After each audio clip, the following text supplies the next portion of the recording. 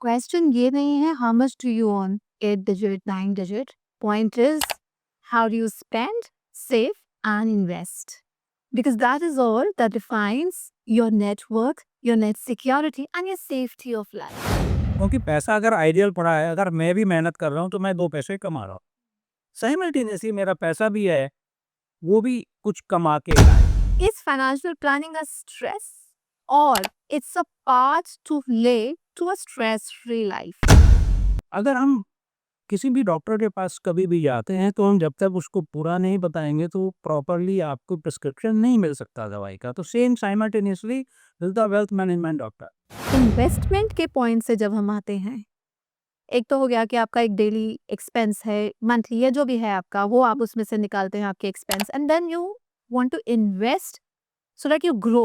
आप देखिए अगर आप 1 करोड़ भी कमा रहे हैं, तो 1 करोड़ कमा के आप ये नहीं सोचते कि आप खुद बन जाएँगे। मतलब at the end there will be a time जब आपका एक स्टैग्नेशन आ जाता है।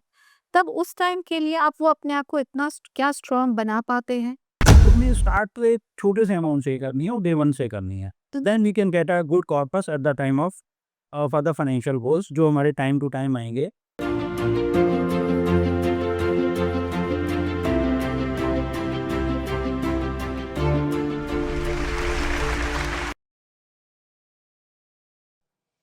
हे hi and thank you for tuning इन।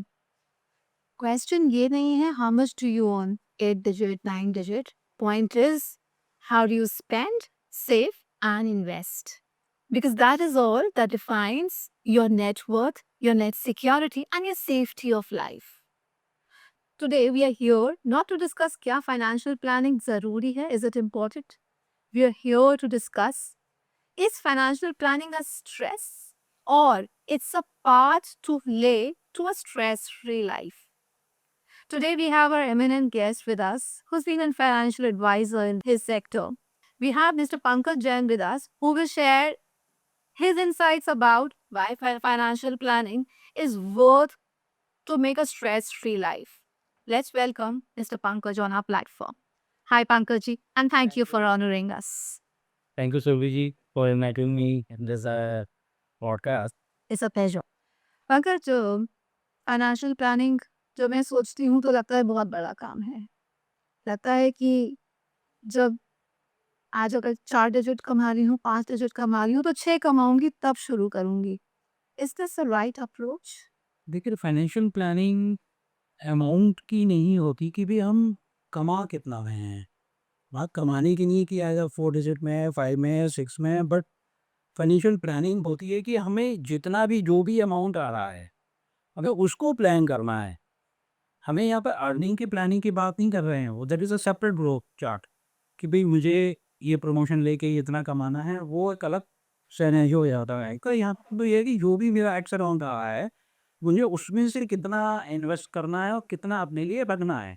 तो इन्वेस्ट प्लानिंग जो है वो तो डे 1 से हमारी स्टार्ट हो जानी चाहिए, जिस दिन से हमारी पहली सैलरी या पहला हमारे को प्रॉफिट आना शुरू होता है। ओके, लेकिन ऐसा हम लोगों के दिमाग में मिथ है कि जब हैंडफुल आ रहा है तो उसमें से हम क्या स्पेंड करें, क्या सेव करें, तो हम सोचते हैं हम इसको एक लगता है कि ये बहुत कम्बरसम है मतलब बहुत टाइम कंज्यूमिंग है, बहुत डिज़ाइनिंग है और एक लगता है कि अभी तो इतना ही अमाउंट है।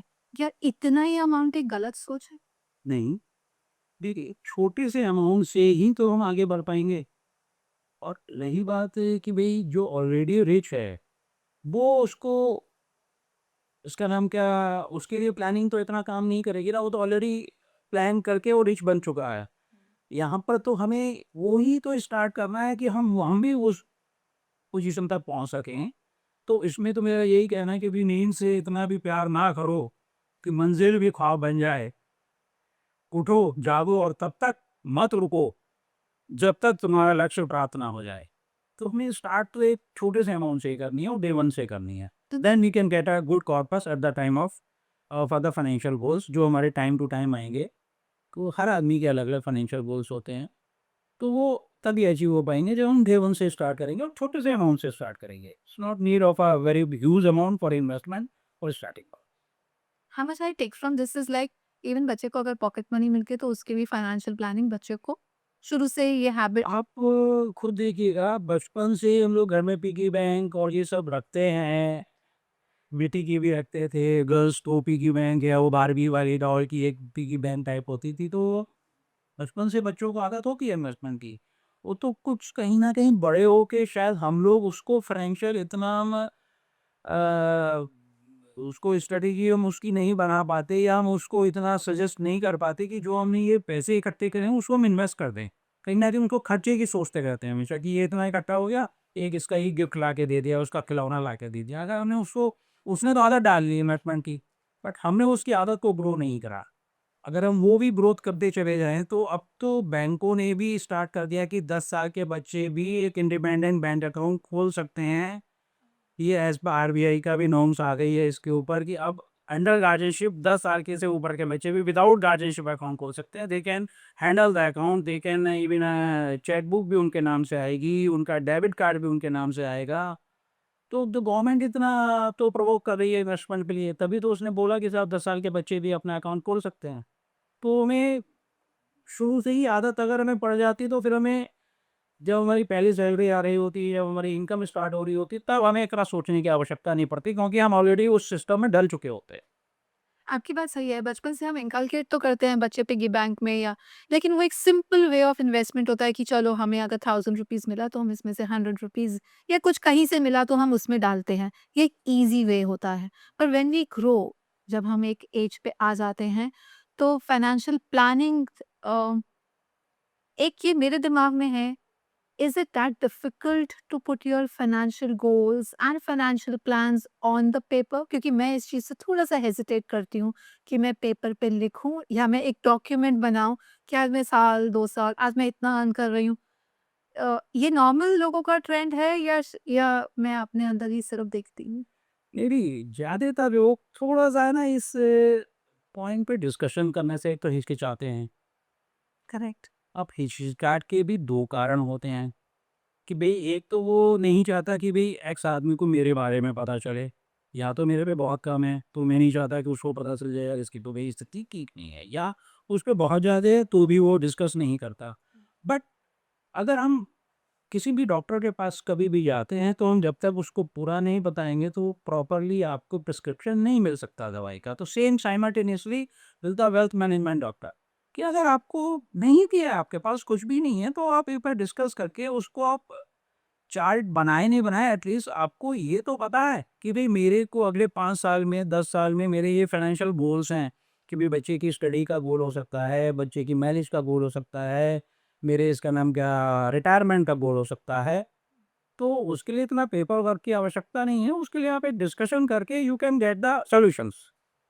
पहला पॉइंट ये कि जब बच्चा अपनी फर्स्ट इनकम लेता है, क्या उसको थोड़ा-सा समझाना चाहिए या पेरेंट्स ये समझाने वाला काम कर सकते हैं या हमें एक प्रोफेशनल एक्सपर्ट जो उस बच्चे को समझा पाए कि this is how you you should invest, because अब पिगी बैंक तो है नहीं कि चलो ₹1000 आया तो डाल दिया। अब तो द स्पेक्ट्रम इज़ वाइड कि आप इधर भी इन्वेस्ट कर सकते हैं, इधर भी इन्वेस्ट कर सकते हैं आपका। तो कैसे स्टार्ट क्या होना चाहिए? देखिए, मेरा थोड़ा-सा पर्सनल सजेशन है ये, मैं नहीं चाहता कि सब लोग के ऊपर हो। मेरा ये है कि जब तक जिस समय बच्चे ने स्टार्टिंग कर रहा होता है, आपने हो सकता है 21 साल में स्टार्ट कर रहा हो, 22 में कर रहा हो, 23 साल में कर रहा हो, तो उस समय उसके पास लायबिलिटीज़ नहीं होती एक्सेप्ट अगर उसने कोई एजुकेशन लोन लिया है, अपार्ट दैट उसके पास कोई लायबिलिटी नहीं है एक्सेप्ट अपना रहना, खाना वगैरह।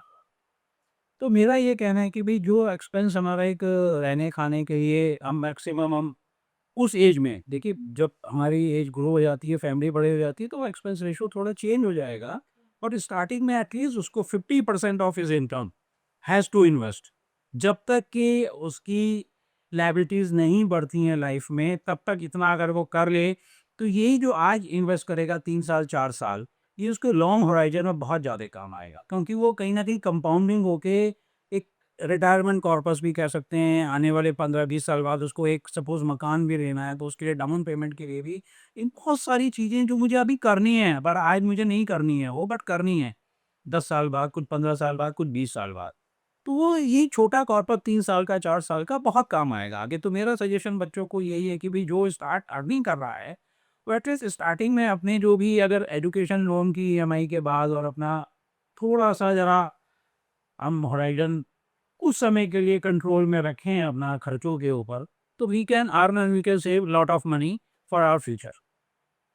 एक इमोशनल ओवर स्पेंडिंग होता है उस टाइम बच्चों में, है ना? हम में भी होता है एंड स्पेशली वी वुमेन, तो हम लोगों में बहुत होता है। जबकि मैं कोविड में मैंने देखा women had saved a lot, या जब हमारा मोनेटाइज़ेशन हुआ तब मैंने देखा कि बहुत पैसा निकला, women had saved a lot. लेकिन तब हमारे में जब बच्चे को भी पहली सैलरी या कुछ 1 साल तक सैलरी मिलती है, तो एक ये क्या कहते हैं ज़ोन वो ऐसे हैं कि भाई मैं जब ऐसा कमाऊँगा तो ये करूँगा।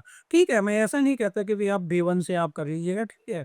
आपने 2, 4, 6 आपने शौक रखे हुए हैं या सोचा हुआ है कि ये ब्रांड का मुझे कुछ लेना है, तो ठीक है, वो ऐसा तो नहीं है ना कि वो साल 2-3 साल तक खरीदते ही रहो। ठीक है, आप साइमल्टेनियसली आप 10%, 15%, 20% बजट एक अपने ऊपर रखें कि भई ये 20% मैंने अपने ऊपर रखा, 20-30% मैंने खाने में खर्च कर लिया, रहने में खर्च कर लिया, 10% का मेरा लोन भी जा रहा है, तो बाकी 35% तो फिर भी बचता है ना। हम उसको क्यों मिसयूज़ कर रहे हैं?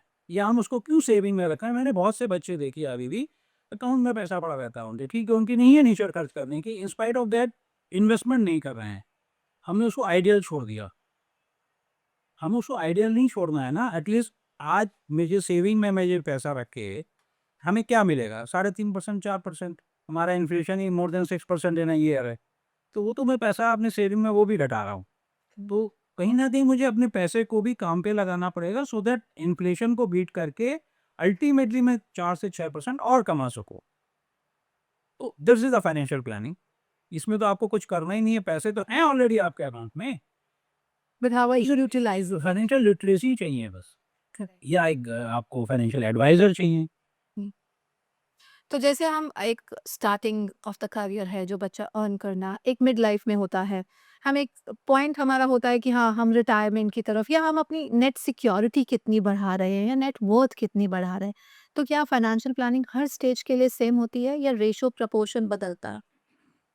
देखिए, आपने बिल्कुल सही कहा, फाइनेंशियल प्लानिंग हर स्टेज पे थोड़ी-थोड़ी बदलती है। जिस दिन हम काम स्टार्ट करते हैं अपनी इवन जॉब स्टार्ट करें या हम कोई भी बिज़नेस में एंटर कर रहे हैं, तो हमारे पास कहीं न कहीं एक लायबिलिटी होती भी है और नहीं भी होती है।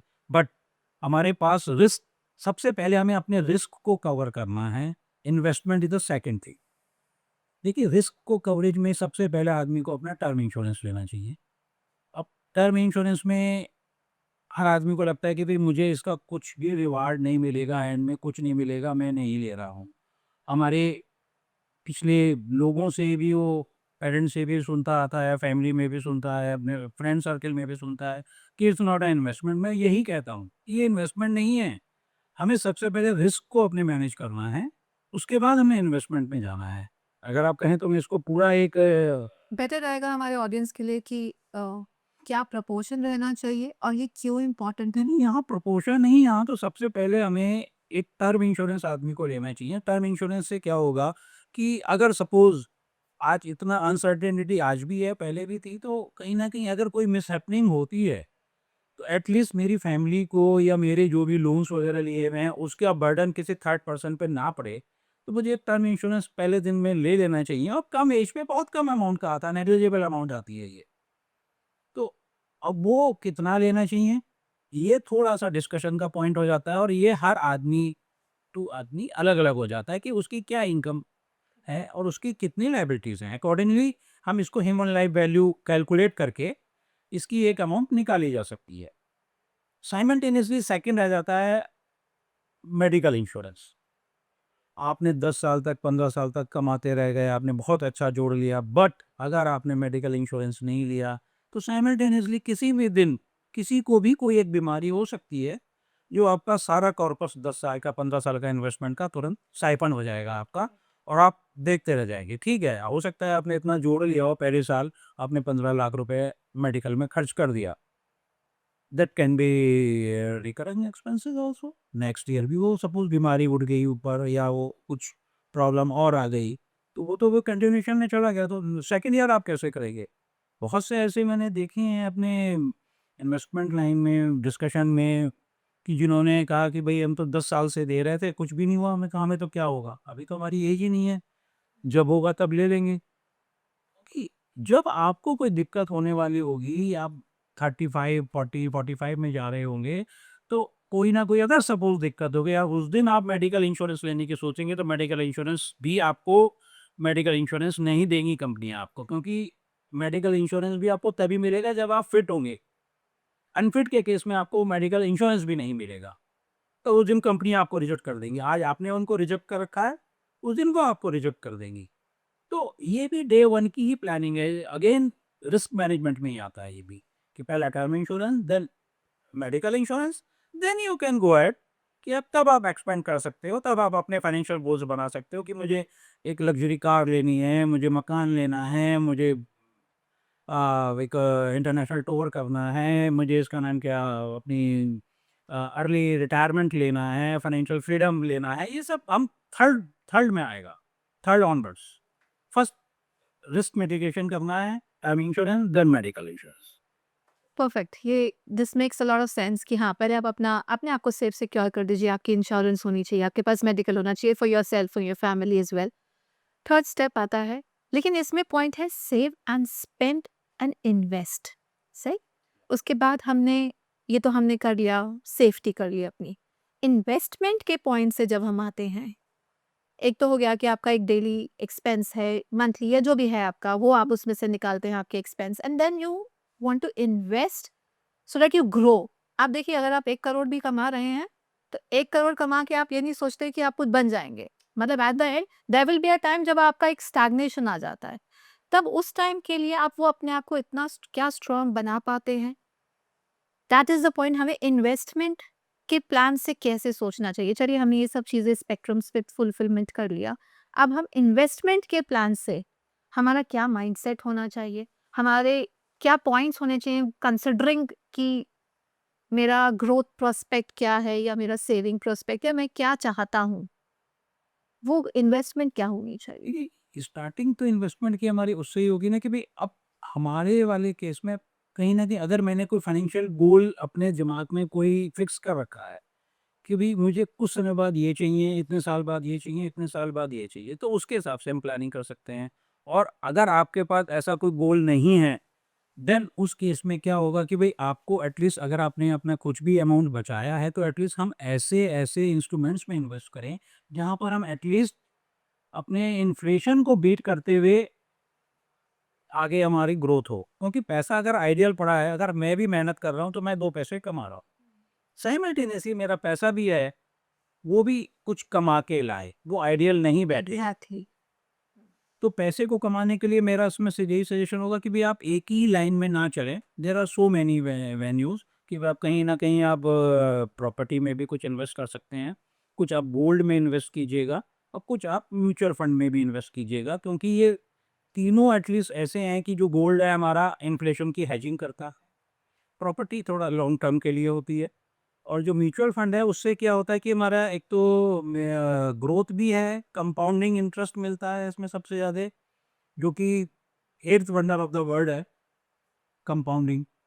और कहीं न कहीं लॉन्ग टर्म के लिए जिसको हम अर्ली रिटायरमेंट की भी बात करते हैं, आजकल यंगस्टर्स बहुत होते हैं, वो ये चाहते हैं कि साहब हम 45 की एज पे फाइनेंशियल फ्रीडम मिल जाए हमें, 40 या 45 की एज पे, या तो हम उसमें उनकी सोच है या तो मुझे आराम से बैठना है, बुक्स पढ़नी है, एन्जॉय करना है लाइफ़ को, या मुझे अपना कोई स्टार्टअप स्टार्ट करना है। तो उन सबको करने के लिए मुझे कहीं न कहीं आज ही स्टार्ट करना पड़ेगा, so that I can get the in early age financial freedom. What is this meaning of financial freedom? क्या ये सबके लिए इंडिविजुअली अलग होती है या एक ये कहते हैं ना, एक वर्ड आ गया है so it sells like anything कि हम सबको एक फाइनेंशियल फ्रीडम चाहिए? देखिए, फाइनेंशियल फ्रीडम चाहिए तो सभी को, बट मायने सबके लिए अलग-अलग है। एक यंगस्टर्स के लिए ये मतलब हो सकता है कि उसे कुछ समय बाद अपना कोई स्टार्टअप स्टार्ट करना है, तो वो आज इस एज पे पहुँच जाता है, इतने फाइनेंशियल ग्रोथ पे पहुँच जाता है कि भई वो अपना उसके पास रहना, खाना और उसके जो बिज़नेस में छोटे-मोटे इन्वेस्टमेंट्स हो रहे हैं, आर-एन-डी कर रहा है, तो उसके लिए उसके पास सफिशिएंट फंड्स हैं, सो दैट ही कैन एक तरह से कांस्टेंट एक ही तरफ़ा वो दिमाग लगा के अपने बिज़नेस में दिमाग लगा रहा है, उसको अपनी फैमिली की, घर की चिंता या किचन की चिंता नहीं है। एक तो उस तरह का माइंडसेट हो गया। दूसरा माइंडसेट ये हो गया कि भई ठीक है, रिटायरमेंट कॉर्पस क्रिएट कर लिया हमने, कि भई हम आज के सिनेरियो में बहुत रेयर ही है कि शायद किसी को पेंशन मिले अब। तो we have to earn our pension, we have to create our pension ourselves. तो वो हम आज से एक स्टार्ट करेंगे उसको, जिससे कि वो आने वाले समय में हमारे लिए एक कॉर्पस क्रिएट हो जाए, सो दैट कि हमें काम के लिए बाहर अर्निंग के लिए ना जाना पड़े। मेरा पैशन है एक काम करना, सपोज़ मेरा पैशन है लोगों को फाइनेंशियल का उसका नाम क्या प्रोवाइड कराना, कि भई उनको मैं फाइनेंशियल पोर्टफोलियो मैनेजमेंट का बता सकूँ, तो वो मैं किसी भी एज तक जा सकता हूँ। बट एक एज पे आके मैं अगर नहीं भी जाना चाहूँ, तो मैं घर से बाहर ना निकलूँ और मेरे पास 1 तारीख को मेरी सैलरी या मेरी पेंशन ऑटोमैटिक मेरे बैंक में क्लिक हो जाए। तो इसीलिए सबके एक अलग-अलग होराइज़न्स हैं कि भई किसको किस तरह की फाइनेंशियल ग्रोथ पानी है, किस तरह का फाइनेंशियल फ्रीडम पाना है। किसी का फ्रीडम का मतलब हो सकता है कि ये फाइनेंशियल फ्रीडम पाके मैं आगे दूसरा कोई अपना स्टार्टअप स्टार्ट करूँ। किसी का फाइनेंशियल फ्रीडम का ये मतलब है कि भई मेरा अब हो गया, now I will take rest और बुक्स पढ़ूँगा, एन्जॉय करूँगा, वर्ल्ड टूर करूँगा। सबके अलग-अलग हो सकते हैं। बट उसके लिए हमें स्टार्टिंग आज ही करनी पड़ेगी और पहुँचना भी पड़ेगा। Nice, interesting. इसमें हम do we ever see women doing financial planning, या हम एक मेन ही it's a very real because you been into it, तो आपको क्या एक वुमेन या जितना अपने घर में या इवन अगर जॉब भी कर रही है अर्न भी कर रही, क्या वुमेन फाइनेंशियल प्लानिंग की तरफ इन्वॉल्व होती हैं? क्या उनका प्लानिंग और माइंडसेट ऐसा होता है कि वो आपके पास आती हैं, they sit that okay this is how what I want to achieve? I think so women are more intelligent to in a saving point of view से आप कह सकती हैं। फाइनेंशियल प्लानिंग के हिसाब से कह सकते हैं, क्योंकि उन्हें आज ही सब कुछ फोरसीन रहता है कि भई कल को कोई बच्चा भी पढ़ने जाएगा। ठीक है, वो आदमी अपने बिज़नेस में लगा होता है, ऐसा नहीं कि उसको भी नहीं ध्यान होता, बट वो इतना ऑक्यूपाइड हो जाता है। तो अभी मेरी डिस्कशन हो रहा था कि भई अभी से ही शोर मचाना घर में शुरू हो जाता है कि भई बच्चों की शादी होने वाली है, गोल्ड इकट्ठा करके रखो। तो कहीं न कहीं ये प्रोवोकेशन ही है कि भई आपको कुछ ना कुछ स्टार्ट करना है। फिर वो डब्बों में भी कहीं न कहीं पैसे रखे रहते हैं। देखिए अल्टीमेटली मोनेटाइज़ेशन के समय में हमने देखा, घरों से पैसे निकले, तो कहीं न कहीं एक जो शायद वो लोग ज़्यादा अच्छी तरह से सेव कर पाते हैं। हानियों के पास तो एक फ्रंट में पैसा रहता है और वो फटाफट खर्च भी हो जाता है। बट उनकी ज़्यादा अच्छी प्लानिंग रहती है इन्वेस्टमेंट के पॉइंट ऑफ व्यू से। छोटी-छोटी इन्वेस्टमेंट कर लेते हैं वो लोग और अच्छा कॉर्पस, जो कि हम भी आदमियों के लिए सबके लिए यही कहते हैं या बच्चों को यही कहते हैं कि भई छोटी से स्टार्ट करो। उन्होंने शुरू से ही वही कर रखा है। जो हम सबके लिए बोलते हैं वो ही वो ऑलरेडी कर रही होती हैं, कि भई कुछ भी उनके पास एक्स अमाउंट आया, उसमें से उनके इतने खर्च हुए, बाकी उन्होंने रख लिए। हम्म। तो यहाँ कोई वॉल्यूम का तो सवाल हुआ ही नहीं कि भई ये ब जैसे आपने सवाल पूछा कि साहब बहुत पैसा आएगा तो हम इन्वेस्ट करेंगे। करेक्ट। तो वो तो उस पे चल ही नहीं रही है ना, तभी क्रिएट कर पा रही हैं कॉर्पस। और शायद सुनने वाले भी ये देख रहे होंगे कि उनके घरों में कितना-कितना लिखा है, लाखों-लाखों रुपए निकले हैं। जो घर की बड़ी लेडीज़ थी उनके लाखों-लाखों रुपए निकले हैं उस समय, और ये सब छोटे-छोटे अमाउंट से निकले, कोई उन्होंने कोई एक बार में कोई 50,000 1 लाख रुपए नहीं रखे कहीं भी। लेकिन बहुत लिमिटेशन में रहती है एक, you know, being a female, क्योंकि एक तो वो जो सेव कर रही है एक कहीं से किसी अमाउंट को आप, तो एक वो लिबर्टी जो एक आदमी एक लिबरली आके, चाहे वो तभी वो छोटा इन्वेस्ट कर पाती है या छोटा सेव कर। छोटा इन्वेस्ट के साथ-साथ आजकल वो कहीं न कहीं कुछ गोल्ड किटीज़ टाइप की चल जाती हैं, तो जो उनके दिमाग में एक रहता है कि घर में गोल्ड आना चाहिए, तो छोटी-छोटी किटी से मतलब वही तो हमें सीखना चाहिए उनसे, कि वो एक किसी भी ब्रांडेड ज्वेलर के साथ वो अटैच भी हो जाती हैं और वहाँ पर एक छोटा-छोटा जो भी उन्होंने जोड़ा, वो साल 2 साल में वो 1-2 तोले सोने का इकट्ठा भी कर लेती हैं। अगर यही चीज़ हम उनसे सीख के हम एसआईपी में स्टार्ट कर देते हैं और ग्रेजुअली उसको इंक्रीज़ करते हैं, तो हम लोग भी बहुत बड़ा कॉर्पस इकट्ठा कर सकते हैं साइमल्टेनियसली। क्योंकि वो जो गोल्ड में इन्वेस्ट कर रही हैं, that is again the very good investment, और वो हमारे इन्फ्लेशन को हेज करता है। Perfect, right. जैसे आपने बात किया कि it's like a financial doctor और अ हेल्थ डॉक्टर, जैसे हम हर साल एक चेकअप या टेस्ट करवाते हैं या हमें कुछ प्रॉब्लम लगता है जस्ट नॉट दैट, करवाना आपको रेगुलर बेस पे चाहिए, तो इसको भी क्या हमें हर मंथली बैठ के माइंड मैपिंग करनी चाहिए? क्या माइंडसेट चाहिए होता है? ठीक है, इसमें मैं ये कहना चाहूँगा ये मंथली तो नहीं, एटलीस्ट हमें साल में एक बार डिस्कस ज़रूर बैठ के करना चाहिए। खुद का इवैल्यूएशन करना चाहिए कि मैंने क्या करा था, तब मेरी इनकम सोर्सेज़ क्या थे, तब मेरे एक्सपेंसेस क्या थे, तब मेरी बजटिंग क्या थी। आज मेरे इनकम सोर्सेज़ ये हैं, ये मेरे एक्सपेंसेस हैं, ये मेरे इन्वेस्टमेंट चल रहे हैं, उनकी क्या ग्रोथ हुई है और आगे मेरे को क्या प्लान करना है। तो ये एनुअली एक बार ज़रूर बनता है। So right Pankaj ji, this is a very nice take. आप इस बात पे बताइए, क्या financial planning every month we should sit and do it, या वीकली या मंथली? क्या इसका क्या टेन्योर रहना चाहिए और हमें क्या क्या पॉइंट्स दिमाग में रखने चाहिए व्हेन वी? ये आपने बहुत सही सवाल पूछा। इतना टिपिकल नहीं है कि इसको हम हर महीने हमें देखना चाहिए, वीकली देखना चाहिए। इसको हमें एटलीस्ट साल में एक बार ज़रूर रिव्यू करना चाहिए कि भई हमारे 1 साल पहले जब हमने इन्वेस्टमेंट करी थी या स्टार्ट करी थी या जब हम उस जर्नी में थे, ऑन दैट टाइम हमारे पास क्या अर्निंग थी, क्या हमारे एक्सपेंसेस थे और हमने कहाँ-कहाँ, क्या-क्या इन्वेस्ट करा है और फॉर व्हिच फाइनेंशियल गोल। तो उसका 1 साल में क्या इम्पैक्ट आया हमारे पास और आज हमारी अर्निंग कितनी है और उस गोल को हमें प्राप्त करने के लिए अब हमें कितना और इन्वेस्टमेंट करना है और कैसे-कैसे करना है, किस किस एसेट क्लास में हमें बढ़ाना है, किस एसेट क्लास में हमें घटाना है, हमें किस तरह से करना है, उसको 1 साल में एक बार रिव्यू ज़रूर बनता है। वो आप अपने ज़रूर वेल्थ मैनेजमेंट एडवाइज़र के साथ एक बार आप ज़रूर बैठें और उसको रिव्यू ज़रूर करें, जिससे कि हमें आगे की जर्नी और स्मूथ होती चली जाए। ओके, जस्ट लाइक हमारा हेल्थ चेकअप होता है, तो हमें अपना एक फाइनेंशियल चेकअप। एक बार वेल्थ चेकअप भी ज़रूरी है साल में एक बार, perfect. So that journey will more smooth, जो कि हमें बहुत भारी लगती है कि भई हम कैसे पहुँचेंगे, कैसे करेंगे ये सब चीज़ें, बहुत आसानी से कर सकते हैं छोटा-छोटा सा हम करते हुए, हम अपने फाइनेंशियल गोल को प्राप्त कर सकते हैं। आपने बात करी बजटिंग की, तो बजटिंग तो हम करते हैं। Budgeting and financial planning basically कुछ डिफरेंट पैरामीटर्स होते हैं इन दोनों में? ये बजटिंग तो क्या है कि बजट गवर्नमेंट भी बजट देती है, तो कहीं न कहीं इसमें 1 साल का हम उनके हिसाब से गवर्नमेंट के बड़े हिसाब से तो हमने साल भर का बजटिंग कर ली, बट फैमिली में एटलीस्ट क्वार्टरली बजटिंग होती है कि भई हमें हमारे अर्निंग्स ये हैं, उनके ऑलमोस्ट फिक्स अर्निंग्स हैं कि हमें ये एक्सपेंस करने हैं, घर के ये खर्चा निकालना है, उसके बाद इतना हमारा स्टडी पे बच्चों की और इस तरह की सब चीज़ों पे खर्चा होना है।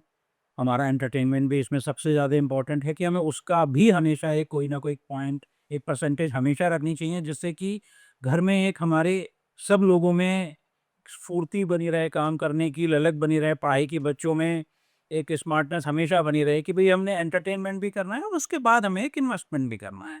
तो ये तो हो गई बजटिंग। अब आगे फाइनेंशियल प्लानिंग।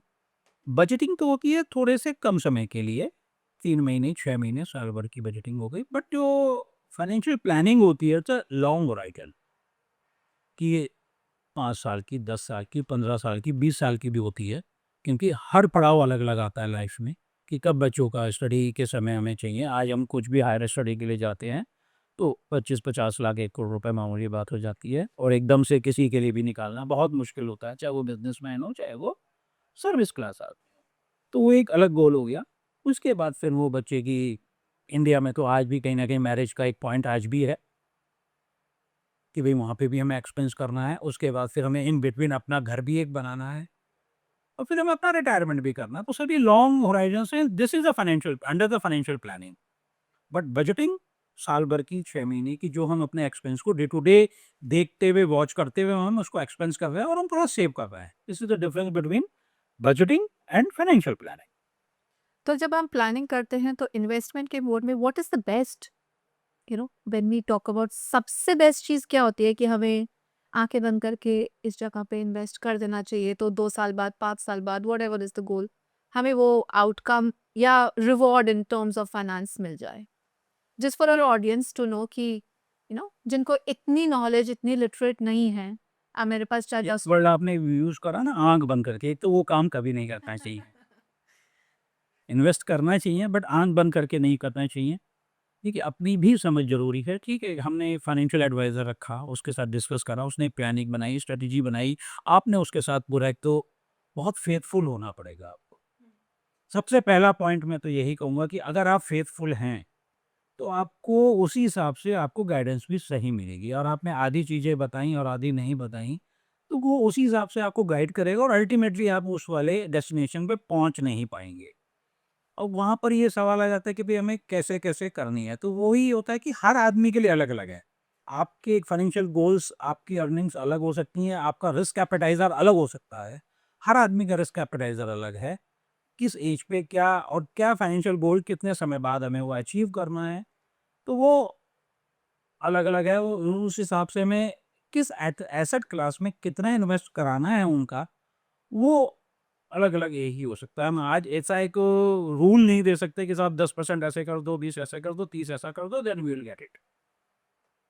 तो मतलब ये हर बहुत इंडिविजुअल स्पेसिफिक रहता है। बहुत इंडिविजुअल स्पेसिफिक है, ऑब्वियस है। ऐसा नहीं कि भई एक दवाई हो गई तो भई सब सब कुछ लोग ले लो। और क्योंकि सबकी रिक्वायरमेंट्स अलग-अलग हैं, सबकी अर्निंग्स अलग-अलग हैं, सबके फैमिली के स्ट्रक्चर्स अलग-अलग हैं।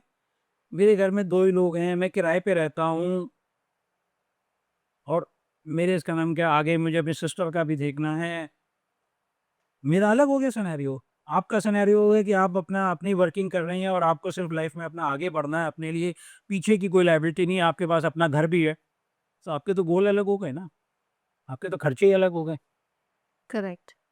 तो वैसे जब आप फाइनेंशियल प्लानिंग में लोगों को when you guide people, advice people, do you think हम आज जीना भूलते जा रहे हैं इस प्लानिंग को देखते हुए? या आप उनको ये प्राइमरीली ये चीज़ का वो रखते हैं कि आप आज पे भी इन्वेस्ट करिए? मतलब मैंने तो अभी बोला कि जो भी फाइनेंशियल प्लान है वो बजटिंग बनाएँ, फैमिली एंटरटेनमेंट ज़रूर होना चाहिए। ऐसा नहीं कि हम इतना दब जाएँ, पिस जाएँ, आने वाले समय के लिए कि हम आज जीना ही भूल जाएँ। तो इसलिए मेरा कहीं न कहीं एक 50-30-20 का एक रेशो हम बोलते हैं लोगों को कि आप कहीं न कहीं उसको आप थोड़ा-सा मानें, समझें, देखें उसके। क्या है आपका क्योंकि 50-30-20 अगर हमारे ऑडियंस को आप बता पाएँगे? 50-30-20 में ऐसा है कि सपोज़ हमारा 50% तो देखिए day to day expenses life में चाहिए कि घर का रेंट भी है, घर के एक्सपेंसेस भी हैं, किचन एक्सपेंसेस भी हैं और इस तरह के हमारे डे टू डे नीड हैं। वो तो एटलीस्ट हमारी टोटल इनकम का 50% उसमें जाना चाहिए। अब नेक्स्ट आ जाता है 30%। 30% में हमारा एंटरटेनमेंट, हमारी बुक्स, हमें कुछ ना कुछ आज के समय में ऐसा ज़रूर भी पढ़ना चाहिए, कोई क्लास अटेंड करनी चाहिए, बुक्स पढ़नी चाहिए, कोई हमें कोचिंग लेनी चाहिए या कुछ भी हमें अटेंड करना चाहिए, पढ़ना चाहिए, नॉलेज बढ़ानी चाहिए जिससे कि हम अपना ग्रो कर सकें आगे और उसमें हमारा एंटरटेनमेंट भी रहे और हमारी ग्रोथ भी बनी रहे क्योंकि आज के समय में ग्रो करना भी ज़रूरी है और मार्केट से अपडेट रहना भी बहुत ज़रूरी है। सो दैट हम अपनी दौड़ में हमेशा शामिल रहें। और रेस्ट आ जाता है 20%। 20% में ठीक है भई बच्चों की पढ़ाई का खर्चा हो गया और बाकी अपना इन्वेस्टमेंट हो गया। अब वही वाली बात आ जाती है जो बाकी का 20% में से जो इन्वेस्टमेंट के लिए बचा हमारे पास, उसका वही हर आदमी के हिसाब से asset class we have to define कि भई इनके लिए ये चीज़ सही रहेगी। और कहीं न कहीं मेरा हमेशा एक यही कहना है कि एक इमरजेंसी फंड के अलावा बाकी का पैसा आप ऐसी जगह लगाएँ जो कि आपका इन्फ्लेशन बीट करे। ऐसे क्या चीज़ें हैं जो इन्फ्लेशन बीट करें? मतलब ये तो बहुत वाइड स्पेक्ट्रम है। इसमें कौन से सब कैटेगरीज़ आते हैं, जिस पे लोगों को जानना भी चाहिए और इसके बारे में देखिए, लिटरेरी में एक जो आदमी जहाँ पर जो ये सोचता हो कि साहब ये बहुत टिपिकल सब्जेक्ट है और इसको कैसे हम मैनेज करें अपने ही सुबह-शाम 9 से लेके 9 बजे तक नौकरी, जॉब, आना-जाना इसी में सब हमारा निकल जाता है।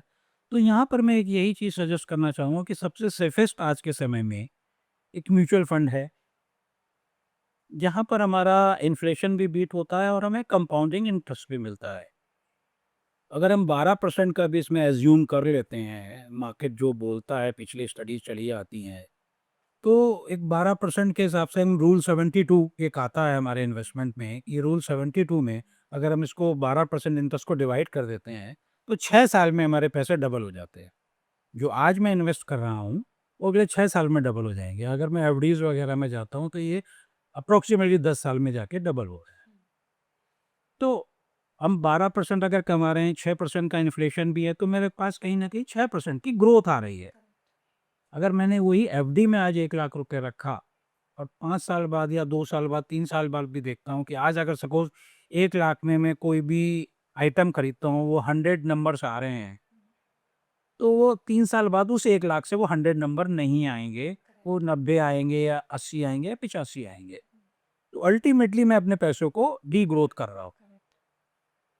तो हमें कहीं न कहीं इन्वेस्टमेंट का क्लास को ही लेना चाहिए, अनलेस अनटिल जहाँ तक मेरे इमरजेंसी फंड्स की बात है कि हमारे पास कहीं न कहीं एक इमरजेंसी फंड होना चाहिए, उसके बाद हमें इन्वेस्टमेंट करना चाहिए और वो इन्वेस्टमेंट ऐसा हो, जो मेरे को इन्फ्लेशन को बीट करते हुए मुझे अपनी जर्नी को आगे ले जा सके। This is a very nice point कि हमें ये चीज़ का ज़रूर देखना है बिकॉज़ इन्फ्लेशन तो बढ़ ही रही है। हम सोचते हैं वहाँ पे शायद ₹150 भी हुए, बट हाँ, the inflation is rising so we will always have to balance it out. ये बहुत ज़रूरी है। ऐसे फाइनेंशियल प्लानिंग में रेड फ्लैग्स क्या आते हैं, जो हमें देखकर वी शुड रिविज़िट या हमें उन चीज़ों को दोबारा रीडिज़ाइन करने में या ऐसा कुछ रेड फ्लैग्स होते हैं या हम कुछ ऐसे पॉइंट्स आइडेंटिफ़ाई कर सकते हैं? देखिए, रेड फ्लैग्स इन्वेस्टमेंट में इस तरह के आएँगे भी, या तो हमने कोई गलत इन्वेस्टमेंट कर दी, अब तो उसको हम रिविज़िट जो हम कह रहे हैं कि annually we have to sit together and discuss the things, और उसमें भी वो कि भई सामने इन्वेस्टमेंट जो हमारे साथ बैठे हैं, वो हमें सब कुछ बताएँ। पता चला वो 2 चीज़ जो छुपाई उसी में कहीं रेड फ्लैग हो। हुँ। आपको एक बार डिस्कस तो पूरा करना पड़ेगा ना कि भई ये मैंने इतना हिस्सा प्रॉपर्टी में रखा है, इतना मैंने गोल्ड में रखा है, इतना मैंने सिल्वर में रखा है, इतना मैंने ईटीएफ लिया है, इतना मैंने म्यूचुअल फंड लिया, या ये मैंने पॉलिसीज़ ले रखी हैं। तो हर आदमी को आज के समय में एक बार वही है, जब हम साल में एक बार बैठेंगे, तो रेड फ्लैग शायद हम पोज़ीशन पे ना पहुँचे। वो ये ना कि आज मैंने इन्वेस्टमेंट कर दी, जैसे नॉर्मली होता रहता है हमारे यहाँ, कि हमने एक इन्वेस्टमेंट कर दी और ठीक है, हमारा सब कुछ बहुत बढ़िया चल रहा है।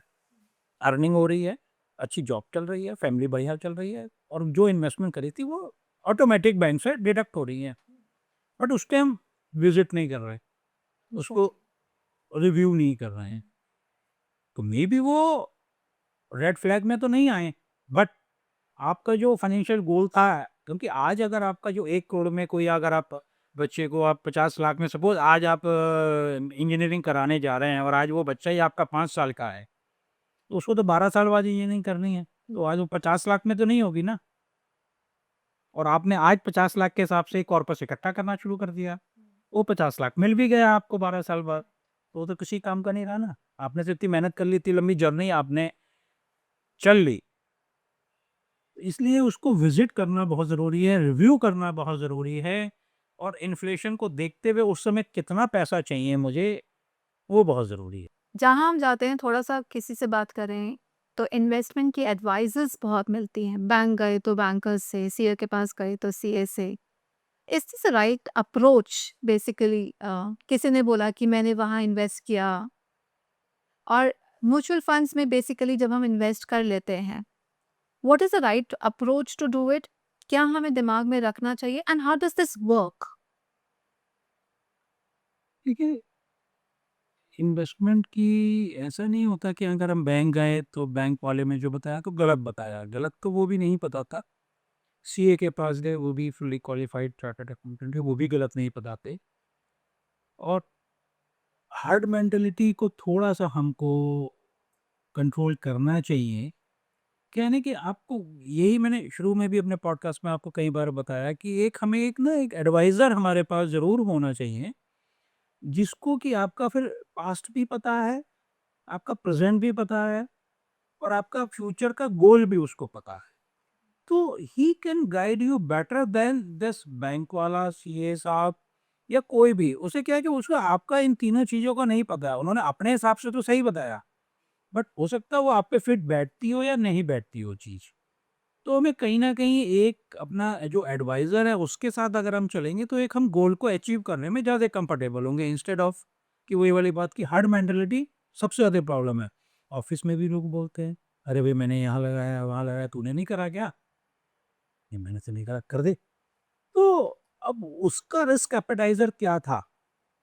उसका time of investment, entry of investment का टाइम क्या था? हो सकता है उसने पूरा उसको ग्रो कर लिया और आज आपसे बात करी है तो आप एंटर कर रहे हो, वो एग्ज़िट की प्लान कर रहा है। तो वो चीज़ें कहीं न कहीं मिसमैच हो जाती हैं। तो कहीं न कहीं हमें एक राइट एडवाइज़र के साथ अगर हम जर्नी को करेंगे, तो हम बहुत कंफर्टेबली और टाइम पे हम पहुँच पाएँगे। दूसरा आपने म्यूचुअल फंड का कहा कि इसको कैसे हमें यूज़ करना है, कैसे इसकी जर्नी को हमें बढ़ाना है। तो म्यूचुअल फंड में क्या होता है कि हमें एक उस जर्नी को हमें एक टारगेट रखना है और ये कि एक तो सबसे पहले हमें ये सोचना है कि ये कोई शॉर्ट टर्म प्रोसेस नहीं है। Mutual fund is a long term process. Minimum 5 से 8 साल का तो होराइज़न मिनिमम होना चाहिए। अदरवाइज़ क्या है कि कंपाउंडिंग जो वर्क करती है, वो कहीं न कहीं 5 से 6 साल के बाद काम करती है। और तब वो एक मैजिक दिखाती है, तब वो एक वंडर दिखाती है जिसके लिए हम उसमें एंटर करें और तब हम उस समय एग्ज़िट की प्लानिंग कर रहे होते हैं। तो ये कहीं न कहीं एक एक्चुअल में ये 15 साल या 20 साल की एक प्लानिंग हमें लेके चलनी चाहिए क्योंकि हमें कोई 10-5 साल तो नहीं रहना, जीना, करना है अभी। और कहीं न कहीं आज जो हम प्लानिंग कर रहे हैं वो फ्यूचर की प्लानिंग कर रहे हैं। हम प्रेज़ेंट की प्लानिंग की तो बात ही नहीं कर रहे ना। Exactly, planning is always for future. आप अपना लॉन्ग टर्म प्लानिंग ही कर रहे हैं हम। तो और जो कंपाउंडिंग अपना इफ़ेक्ट दिखाती है, इम्पैक्ट दिखाती है आपकी इन्वेस्टमेंट के ऊपर, वो लॉन्ग टर्म के बाद ही आना शुरू होता है। 5 साल के बाद या 6 साल के बाद जब वो मल्टीप्लाई करना शुरू करता है, तब आप अपने में देखते हैं कि भई वाक़ई में compounding is a eight wonder of the world. Yes. तो इसमें पैसिव इनकम क्रिएट करना और कुछ नए टर्म्स सुनने में आते हैं आजकल, when you get in and sit for financial, you know, whenever there financial talks, SIP, SWP, you know, कुछ कुछ तो समझ आती हैं, बट कुछ बातें ऐसे लगती हैं कि you know they are unnecessarily added. मतलब ऐसा लगता है कि बस डाली गई हैं कि आपके लिए कुछ हैवी वर्ड्स हों ताकि आप इस जगह पे इन्वेस्ट करिए। थोड़ा-सा ना कि चीज़ों को समझने की बात है, जैसे एसआईपी बहुत मिथ भी रहता है लोगों को। अब जैसे मेरे बहुत से लोगों से डिस्कशन होते हैं, मैंने कि भई म्यूचुअल फंड में थोड़ा-सा इन्वेस्ट करो, इट्स अ गुड। और ये कहीं न कहीं हमारे जो इन्फ्लेशन है हम उसको भी बीट कर पाएँगे और एक अच्छा आप आने वाले समय के लिए कॉर्पस इकट्ठा करेंगे। नहीं, नहीं, नहीं साहब, म्यूचुअल फंड नहीं करना है, इसमें तो शेयर्स में पैसे लगेंगे, मार्केट में पैसे लगेंगे, डूब जाएँगे, नुकसान हो जाएगा। ठीक है, अच्छा कोई एसआईपी चल रही है आपकी? सिप कर रहे हैं? हाँ, वो 2-2 हज़ार की 2 कट रही है मेरी। तो मतलब इस हद तक लोगों में मिथ है कि एसआईपी अलग चीज़ है, म्यूचुअल फंड अलग चीज़ है, म्यूचुअल फंड गलत है, SIP is good. That is again the systematic investment plan. एक इन्वेस्टमेंट करी जा रही है जिसको हम ईएमआई हम किसी खर्चे के लिए दे रहे हैं और ये ईएमआई हम इन्वेस्टमेंट कर रहे हैं। This is a इक्विटेड monthly investment plan कह लीजिएगा, सिस्टमैटिक इन्वेस्टमेंट प्लान कह लीजिएगा। तो अल्टीमेटली वो म्यूचुअल फंड में ही हो रही है और वो ग्रेजुअली आपकी ग्रो हो रही है। अब आप एक एग्जांपल ले लीजिएगा, जैसे सपोज़ अब आप लोग कहते हैं कि साहब 5,000 10,000 रुपए करने से क्या होगा? क्या हो जाएगा? तो बहुत कुछ हो जाएगा, आप करें तो एक बार। एक छोटा-सा मैं आपको एग्जांपल देता हूँ कि 10,000 रुपीज़ अगर आप पर मंथ एक एसआईपी स्टार्ट करते हैं और सिर्फ 10 सालों के लिए आपने स्टार्ट करी, तो आप टेंटेटिवली 10 साढ़े 10 लाख रुपए का इन्वेस्टमेंट करते हैं। और अप्रॉक्सिमेटली मैं बड़ा कंजर्वेटिव फिगर बोल रहा हूँ कि अप्रॉक्सिमेटली 12% से भी अगर वो कंपाउंडिंग हुआ, तो वो करीब साढ़े 22 लाख के आसपास की हमारी एक फिगर पहुँच जाती है। तो अब आप एसआईपी को स्टॉप कर सकते हैं, बंद कर दीजिएगा देना। एक तो 10,000 की वो सेविंग स्टार्ट हो गई आपकी, ऊपर से आप 15,000 रुपीज़ विथड्रॉल स्टार्ट कर दीजिएगा, दैट इज़ कॉल्ड एसडब्ल्यूपी। जो आपने कहा बड़ा भारी टर्म है, भारी नहीं है, सिस्टमैटिक विथड्रॉल प्लान कि जिस तरह से हम सिस्टमैटिक दे रहे हैं, सिस्टमैटिक मिलना भी तो चाहिए। वन वे तो ट्रैफिक नहीं होगा, भाई मुझे भी तो कुछ गेन हो जिस काम के लिए मैं कर रहा हूँ। मुझे एक मेरा टारगेट है, मेरा गोल है कि मुझे कुछ पैसिव इनकम क्रिएट हो जाए। तो वो एक सिस्टमैटिक विथड्रॉल प्लान से आप अगर सपोज़ आप 10,000 रुपए महीना दे रहे थे, आप 15,000 रुपए महीना उससे आप विथड्रॉ करना स्टार्ट कर दो। और वो भी आप 6% पर एनम इंक्रीमेंटल विथड्रॉ कीजिएगा। 6% पर एनम क्यों? क्योंकि इन्फ्लेशन भी 5, 6, 7% रहता है। तो हम 6 या 7% का उसके साथ हाथ के हाथ ही हम एक विथड्रॉल का टॉप अप लगा देते हैं कि एनुअल हर साल आपको 6% या 7% से इंक्रीज़ होके आपके मंथली आपको मिलना शुरू हो। सो दैट कि जो आपने एक प्लान 15,000 रुपए में इस साल कुछ भी आप खरीद रहे हैं, तो अगले साल भी आप वो 15,800, 900 या 16,000 रुपए में वो चीज़ खरीद सकें, तो आपका जो बजट है वो खराब नहीं हो। आपने जो प्लानिंग कर रखी है कि भई मुझे एक सिस्टमैटिक विथड्रॉल आए, और वो इन्फ्लेशन के साथ अगर मिले आपको तो आपके लिए कोई बुराई नहीं है, और ये आप अगले 20, 25, 30 सालों तक भी कंटिन्यूअस विथड्रॉ कर सकते हैं। उसके बाद भी एक कॉर्पस बच जाएगा जो आप अपनी फैमिली को एज ए लीगेसी देके जा सकते हो। इसमें हमें टॉप अप करना पड़ता है। देखिए, टॉप अप हमें तब करना है जब हमें इन्वेस्टमेंट करनी है। सपोज हम ये 10,000 रुपीज का हम साथ में कुछ टॉप अप भी लगा देते हैं कि एनुअली हर आदमी काम करता है, तो कुछ ना कुछ तो एनुअली ग्रो करेगा ना। एनुअली ग्रो करेगा तो ठीक है, उसमें से कुछ परसेंटेज आप अपने इन्वेस्टमेंट पे भी तो बढ़ाइएगा ना। ओके। अगर आप वही चीज़ बढ़ाते हैं तो आप एक बार देखिएगा कि सपोज एक हम दूसरा एग्जांपल ले लेते हैं कि एक 15 का फंडा चलता है कि 15,000 रुपए पर मंथ 15 सालों के लिए विद द ग्रोथ ऑफ 15% अगर हम उसमें मानते हैं, विथ 15% टॉप अप। ऑलराइट। अगर विदाउट टॉप अप करते हैं तो 15 साल में 1 करोड़ रुपए बनता है, और विदाउट टॉप अप करते हैं तो 1 करोड़ बनता है, विद टॉप अप करते हैं तो ये 2 करोड़ से भी ऊपर फिगर चली जाती है। टॉप अप हमें इन्वेस्टमेंट क्या है? इन्वेस्टमेंट पे करना है, और यहाँ पर हम विड्रॉल के साथ में भी टॉप अप लगा रहे हैं जिससे कि हमारी इन्फ्लेशन को भी बीट हो जाए। ओके। तो क्या है कि कहीं न कहीं हमारा टारगेट हमेशा इन्वेस्टमेंट करते समय भी और विथड्रॉल करते समय भी। देखिए, अगर हम कोई भी आदमी सैलरीड पर्सन है, तो वो एक इतना तो इंक्रीमेंट मिलता ही है ना, 4%, 5%, 6% जितना इन्फ्लेशन हुआ है, बहुत कंज़र्वेटिव में। देखिए 10-20% एक अलग बात हो जाती है। एटलीस्ट इन्फ्लेशन का तो इंक्रीमेंट मिले ना, तो वही हम एसडब्ल्यूपी में भी लगा देते हैं जिससे कि वो इन्फ्लेशन का इंक्रीमेंट उसको मिले, और उसकी फैमिली में जितना कैश फ्लो इनफ्लो एक्चुअल में जो आज आ रहा था वो अगले साल भी उतना ही आए। Ah, it's a good term for passive income.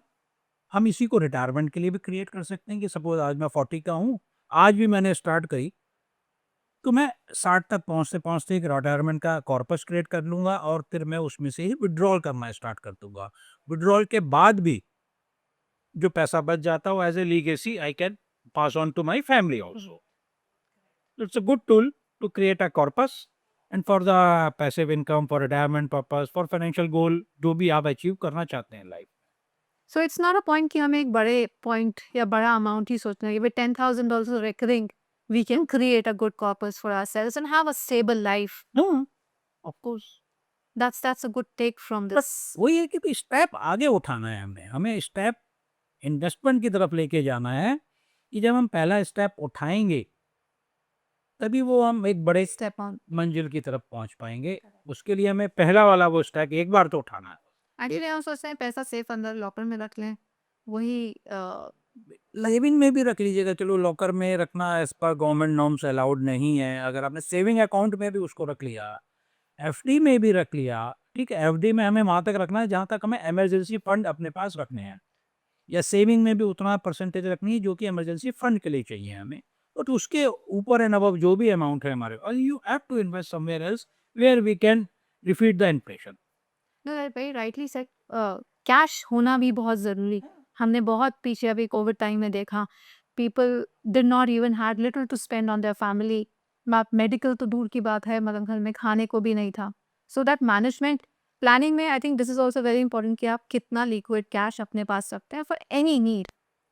कि कभी भी हमें इस तरह की प्लानिंग करें, हम इन्वेस्टमेंट की बात करें, तो एटलीस्ट 6 महीने का तो एक स्टार्टिंग में एक कैश रिज़र्व हमारे पास होना चाहिए कि अगर कुछ भी अनफॉर्सीन सर्कमस्टेंसेस लाइफ में आते हैं, तो मैं 6 महीने अपने घर का खर्चा चला सकूँ। और उस 6 महीने को धीरे-धीरे बढ़ाकर जब मैं अगर फाइनेंशियल स्टेबिलिटी अच्छी है, एटलीस्ट 12 महीने तक करूँ मैं। इट्स अ सफिशिएंट अमाउंट कि मैं 12 महीने का एक कैश रिज़र्व रखूँ अपने पास, और उसमें से भी मैं ऐसा नहीं कि 12 के 12 महीने का मैं अपना सेविंग अकाउंट में रख लूँ और अपना एफडी में रख लूँ। उस 12 को भी मैं इसका नाम क्या कुछ पोर्शन को सेविंग में रखूँ, कुछ पोर्शन को एफडी में रखूँ, कुछ पोर्शन को मैं लिक्विड फंड में भी रख सकता हूँ, जहाँ पर थोड़ा-सा बेटर हमें मिल जाता है एफडी से। तो मैं उसको 3 पार्ट में उस पैसे को रख सकता हूँ जिससे कि मेरा कैश रिज़र्व वहाँ मेंटेन रहे और बाकी अमाउंट को मैं अकॉर्डिंगली इन्वेस्ट कर सकता हूँ। परफेक्ट। कुछ मिथ्स और ट्रूथ्स हैं जो मार्केट में बहुत रिवॉल्व करते हैं बट हमें नहीं पता। Having you here let's, is gold a good investment to be made? या it's a good, no it's not myth. Gold जो हमारा जितना भी इन्फ्लेशन है, मैं देखिए समझे ना, कहीं न कहीं आप देखेंगे मेरे पूरे पॉडकास्ट में इन्फ्लेशन के ऊपर मैं बहुत जोर दे रहा हूँ, उसके ऊपर लोग ध्यान नहीं दे रहे हैं और वो हमारी इन्वेस्टमेंट को और हमारे पैसे को खाए जा रहा है। तो गोल्ड हमारे इन्वेस्टमेंट को या हमारी जो इन्फ्लेशन को हेजिंग करता है और ओवर एंड अबव इन्फ्लेशन की हमें रिटर्न देता है। It's not a myth, it's a good investment, but एक सर्टेन परसेंटेज तक Okay, depending on your on your profile और your financial horizon. EMIs, small or big, from the bank, taking money from the market, is a good thing or that deteriorates your financial modality? देखिए EMI हम किस चीज़ के लिए लेंगे? देखिए हमें कोई ना कोई प्रोडक्ट लेना है और एक उसकी अमाउंट हो सकता है मे बी 50,000, 1 लाख, 2 लाख रुपए है, मे बी एक कार है। सपोज़ मैं अब मुझे आज ही पता है ना कि मैं सपोज़ एक 10 लाख की कार ले रहा हूँ और 8 लाख रुपए, 9 लाख रुपए मैं उसके लिए ईएमआई दूँगा, 3 साल या 5 साल का वो उसका रीपेमेंट शेड्यूल होगा और उसकी किश्त सपोज़ 35,000 रुपए आती है, 30,000 रुपए आती है, तो वो 30,000 रुपए क्या मेरे आज प्रेज़ेंटली बजट में फिक्स हो रहा है? ठीक है, 8 लाख तो नहीं फिक्स हो रहा। क्या वो 30,000 फिक्स हो रहा है? उसके लिए मेरे को ओवरबर्डन या ओवर एक्सपेंडिचर तो नहीं हो रहा है कि आमदनी-अठन्नी खर्चा 1 रुपया, वो वाली सिचुएशन तो नहीं बन रही है। अगर वो मेरे बजट के अंदर फिक्स है, वो ईएमआई, तो इट्स अ गुड। और अगर वो ओवर एंड अबव मेरे बजट जा रही है, then it's harmful for my budget, for my family, for my financials. तो ये भी डिपेंड करता है वे बिल्कुल, कि भई हमें कितने अमाउंट की ईएमआई हमें वो ही रखनी है जो हमारे बजट में फिक्स आ रही है मंथली एक्सपेंसेस में, which we can accommodate. When you're young, you don't need insurance, whether term insurance or medical insurance. Is this a truth or a myth? ना, इट्स अ मिथ, क्योंकि जब हम young हैं हमें तभी इंश्योरेंस भी मिलेगी, सस्ते रेट पे मिलेगी। टर्म इंश्योरेंस का तो आज ही मेरा अमाउंट फिक्स हो जाएगा, जो मुझे अगले 10 साल, 15 साल तक देना है। और जितनी कम एज में मैंने ले ली अर्निंग स्टार्ट करते ही, तो मुझे तो उसका बहुत फ़ायदा मिलने वाला है, जितना जल्दी मैं ले लेता हूँ। टेन्योर मुझे पूरा मिलता है 50 साल, 55 साल का इंश्योरेंस कवरेज मेरे को होल लाइफ की 55 साल तक की मिलती है। बट मुझे पेमेंट आज से वक़्त में 20 साल, 21 साल या 22 साल की एज के हिसाब से प्रीमियम कैलकुलेट होता है। तो वो तो इट्स अ गुड कि जितनी early we can take it. Term and medical both. Same medical में भी जब हम जितनी कम एज के होते हैं, यंग एज के होते हैं, तो वो प्रीमियम भी बहुत कम आता है। साइमल्टेनियसली आगे आने वाले समय में बहुत बढ़ता जाता है वो, बट इतना भी नहीं बढ़ता, बट वो बढ़ता तो है ही। बट जितनी अर्ली स्टेज में ले लेंगे तो बहुत सारी बीमारियां हैं, बहुत सारी चीज़ें हैं जो कोई 2 साल तक कवर नहीं होती, कोई 3 साल तक कवर नहीं होती। तो वो सब चीज़ें बड़ी ईज़िली हमारे वो सम जो टेन्योर को है अक्रॉस बहुत आराम से कर जाते हैं बॉर्डर को पार, और फिर वो होल लाइफ चलता रहता है।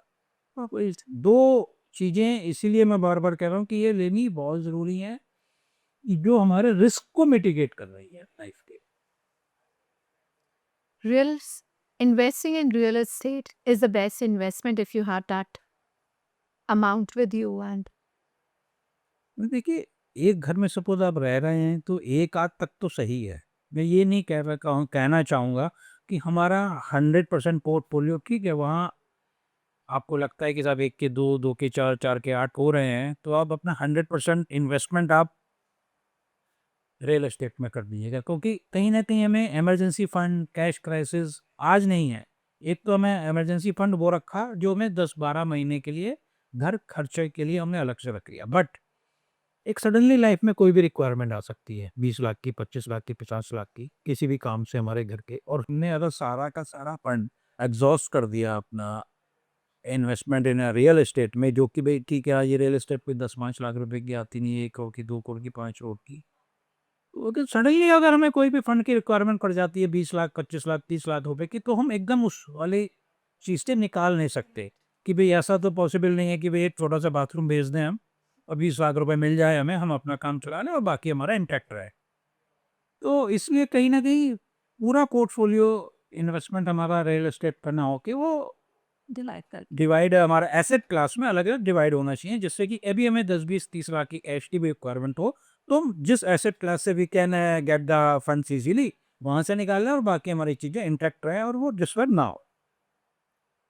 ऐसे हमारे बहुत ऑडियंस है जो despite of having a decent income but they're financially lost because they do not know how to plan it. उनके लिए आप क्या 3 स्टेप्स वो देंगे so that they can start their planning even if they're earning like say a little amount, say 50,000 when they're age of 21? How do they start their financial planning? 3 steps. Investment करने के लिए कोई हमेशा मैंने पहले भी कहा कि कोई बहुत बड़ी अमाउंट कभी भी नहीं चाहिए होती है। इतना सिंपल स्टेप कि वही वाली बात की पहला स्टेप छोटा ही होता है। कभी भी पहला स्टेप ऐसा नहीं होता कि आज हम ठीक है भागते दौड़ते हुए 2-2 सीढ़ियाँ भी चढ़ जाते हैं।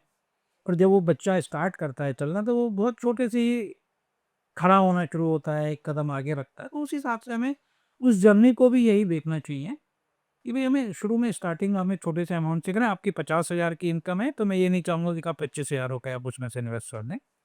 जो भी पोर्शन आपने अपना बजट बनाने के बाद आपको बचता है कि भाई 5,000, 7,000, 8,000 उससे स्टार्ट कीजिएगा।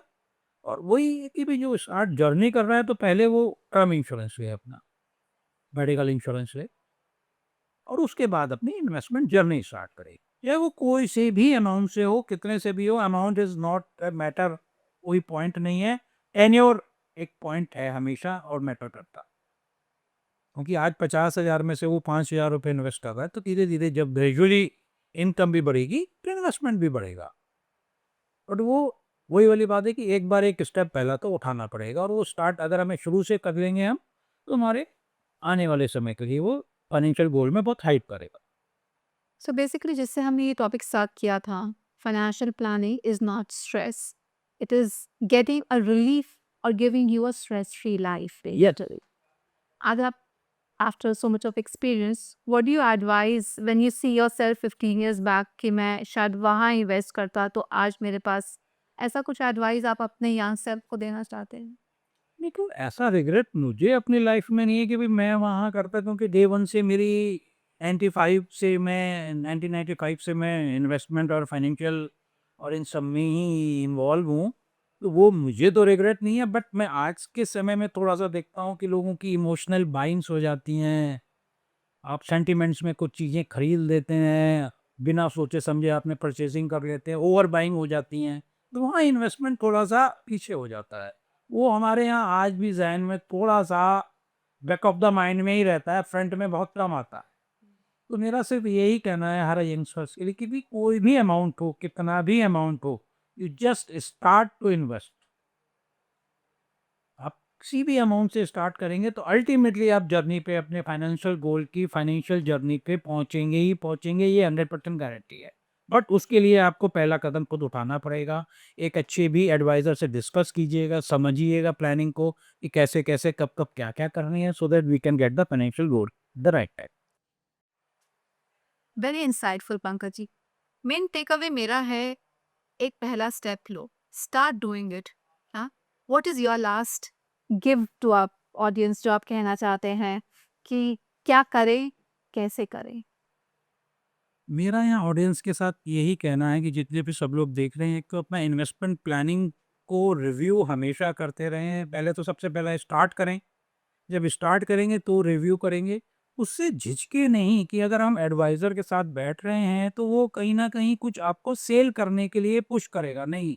ऐसा नहीं होता है, जो आपका जो जेन्युइन एडवाइज़र है वो आपको सिर्फ़ आपको गाइड करेगा और आपके फाइनेंशियल्स अगर उसके साथ शेयर होंगे, प्रेशर भी नहीं देगा वो।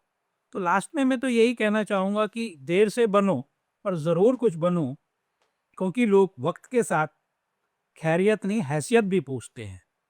तो thanks to Surabhi ji for your this interaction and one to one so that हम लोगों को कुछ अच्छा इंसाइट मिल सके।